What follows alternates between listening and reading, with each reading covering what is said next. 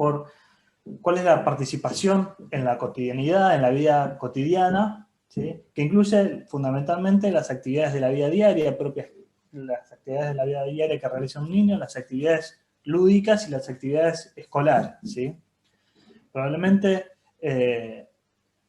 pensemos fundamentalmente cuáles son las actividades lúdicas, que de ahí se van a devenir las actividades de la vida diaria y las actividades escolares o de tipo académicas o pedagógicas. Y cómo estos ambientes, cómo participan estos diferentes ambientes donde se realizan estas actividades. La casa, la plaza, la escuela, ¿sí? Hay un concepto, digamos, pensamos el juego, y hablo del juego como central porque digamos, esta misma autora plantea que el juego es la ocupación por excelencia en la niñez, porque a partir del juego se desarrollan las habilidades y competencias necesarias para participar en cualquier otra actividad. Y si observamos a un niño o una niña,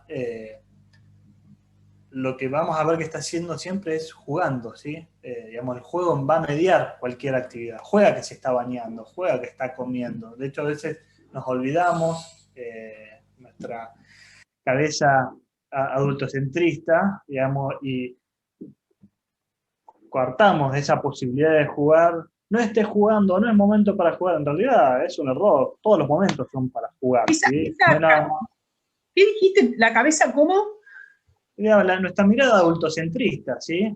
Sí, Digamos, está de bueno. pensar que el niño es digamos, vemos al niño desde la mirada del adulto, no desde la mirada del niño, ¿sí? Sí, Y perfecto. instalamos la idea de que no se puede, no es el momento para jugar. En realidad, no hay nada más sano que un niño que juegue, ¿sí? Es lo más deseable. De hecho, pregúntenle a un papá o una mamá o un cuidador donde vea que este niño, esta niña no juega. Es verdaderamente un problema, ¿sí? Bien, algunas cuestiones en relación a la integración sensorial. Es, como les decía, un marco de referencia propio de la terapia ocupacional, que surge en Estados Unidos.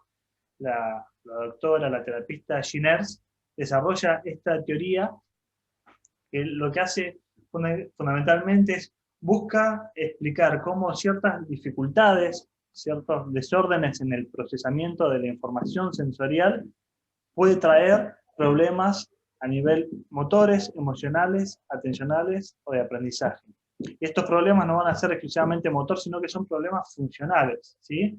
Es decir, que se ponen en juego cuando el sujeto, cuando el niño o la persona participa en una actividad que tiene compromiso motor, compromiso emocional, compromiso atencional, compromiso de aprendizaje. Es decir, a nosotros no nos interesa el problema atencional. A nosotros nos interesa que esta niña no puede prestar atención a la consigna que está dando la maestra, ¿sí?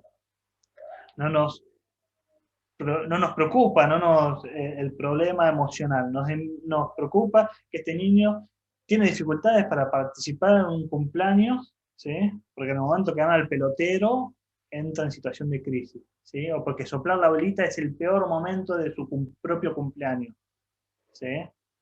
Esto vamos a charlar y a poder pensar, digamos, lo que a nosotros nos interesa son problemas que tienen que ver con lo cotidiano y con lo funcional, ¿sí? La integración sensorial es una práctica basada en la evidencia científica, lo cual ha generado mucha tradición en relación a la investigación que surge en un contexto determinado en relación a al momento histórico, digamos, a ciertos paradigmas propios de posguerra, ¿sí? Y que ha logrado reconocimiento en el campo de las neurociencias. En Argentina esto está un poco actualizado, hace aproximadamente 25 años que empezó a desarrollarse este enfoque, entre 20 y 25 años, al principio con fuerte instrucción extranjera. Todavía, de hecho, el gran de las capacitaciones suelen ser con profesionales o extranjeros o formados en otros países como Estados Unidos o Irlanda, que ya vienen con una larga tradición en este tipo de enfoque. Estamos hablando de todas formas de un marco de referencia relativamente nuevo, tiene aproximadamente 50, 60 años, ¿sí? Es decir, es muy, muy novedoso. Vamos a avanzar. Esto que se ve de fondo, ahora vamos a charlar un poquito de algunas definiciones, pero son algunos de los equipamientos que solemos utilizar en nuestro trabajo en el contexto del consultorio, ¿sí? Bien, cuando hablamos hasta ahora, ¿vamos? Sí, ¿no? Sí, Cuando sí, me sí, perfecto. cortan, no hay ningún problema. Bárbaro, Juan. Perfecto. Bien. Cuando hablamos de integración sensorial, estamos hablando de una capacidad, de una habilidad que tiene nuestro sistema nervioso central, ¿sí? Para poder interpretar y organizar todas las informaciones que son captadas por los diferentes órganos sensoriales del cuerpo, ¿sí? Ahí es donde entran los sentidos. Es decir, digamos, los sentidos, que la misma palabra lo diría, nos permite sentir, en realidad, este sentir tiene que ver con la capacidad que tiene nuestro cerebro de, primero, recibir esa información e interpretarla, ¿sí? Si lo relacionamos, pensar el COVID, la pérdida del gusto, digamos, lo que no teníamos es el sentido del gusto, es decir, no podíamos sentir.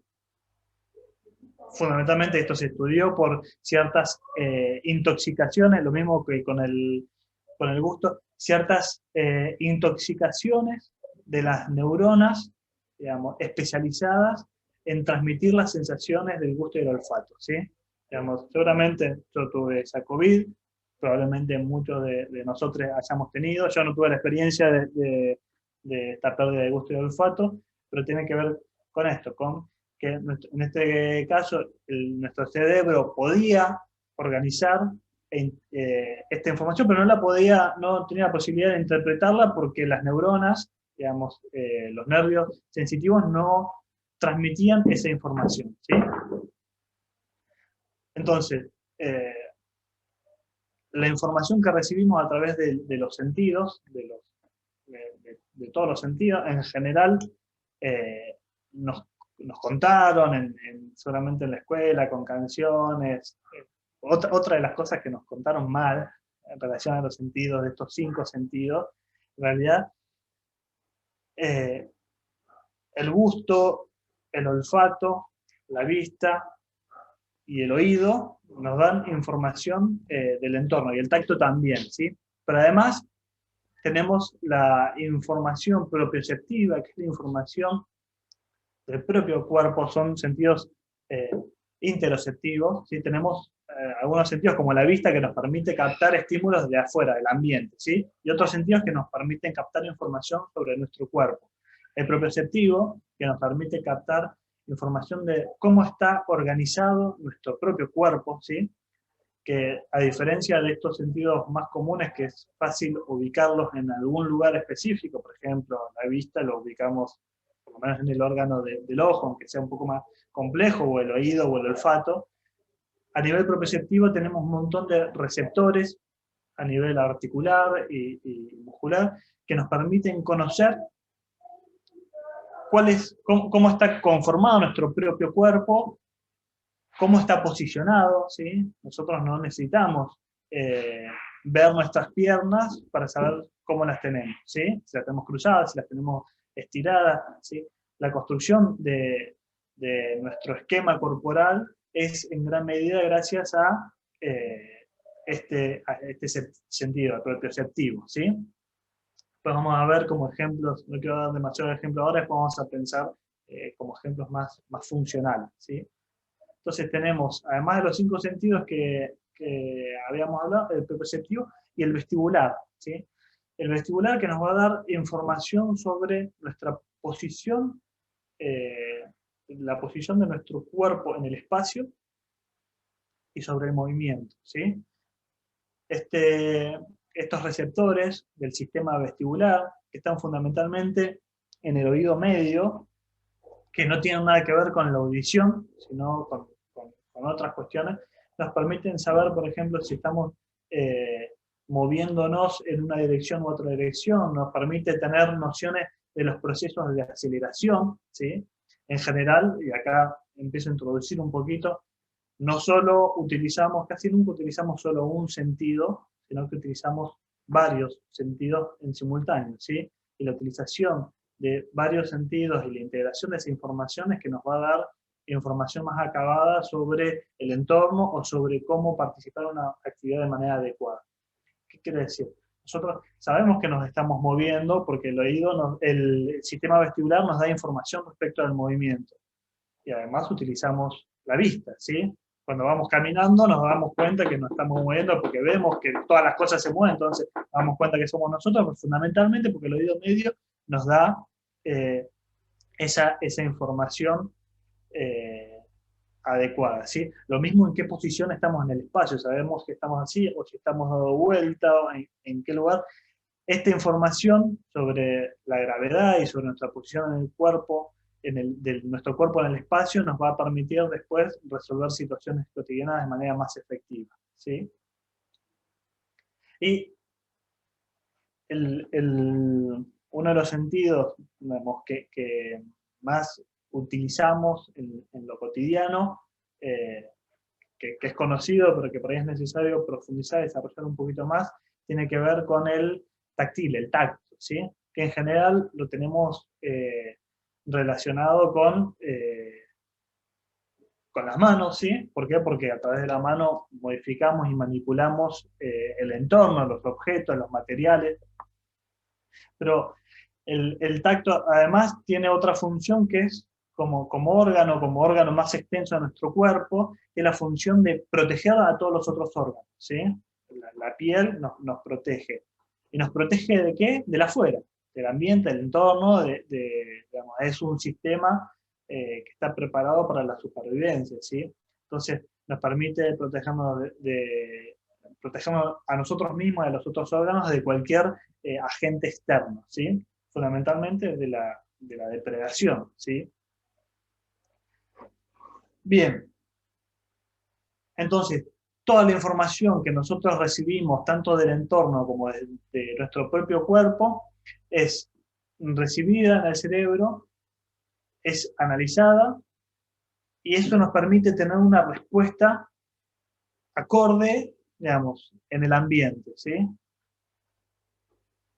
Si en este momento, en donde están, en sus casas, en sus trabajos, donde empezamos a escuchamos un ruido muy fuerte, digamos, nuestro cerebro va a percibir ese estímulo, va a procesar y nos va a dar la información de que hubo una explosión, ¿sí? Entonces vamos a activar un montón de respuestas, ¿sí? De manera adecuada, ¿sí? Cuando pensamos en desórdenes de procesamiento sensorial, entendemos que a lo mejor esa respuesta no es del todo adecuada porque hay un problema en los pasos anteriores, ¿sí? En cómo se recibe esa información, cómo se decodifica y cómo se integra, digamos, en alguno de estos pasos previos que genera una respuesta incorrecta o inadecuada, ¿sí? O no del todo ajustada. Bien, entonces, algo más que estos sentidos, que el tacto, que el olfato, que el oído, que la vista y que el gusto, poder hablar fundamentalmente del sentido vestibular y del proprioceptivo, ¿sí?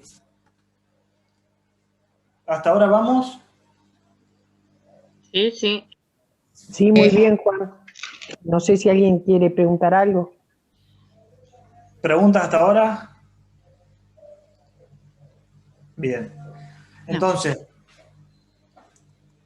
la integración sensorial, la integración de las sensaciones, ¿sí? De las diferentes sensaciones, es un proceso neurológico que funciona a nivel nervioso central, ¿sí? A nivel del cerebro.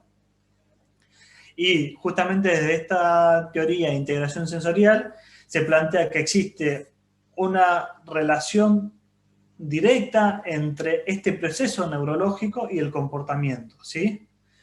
Acá yo lo marqué, estos tres aspectos que son centrales, que tienen que ver con poder percibir la información sensorial, ¿sí? Ya sea del entorno o de nuestro propio cuerpo, de poder organizarla a nivel central, ¿sí?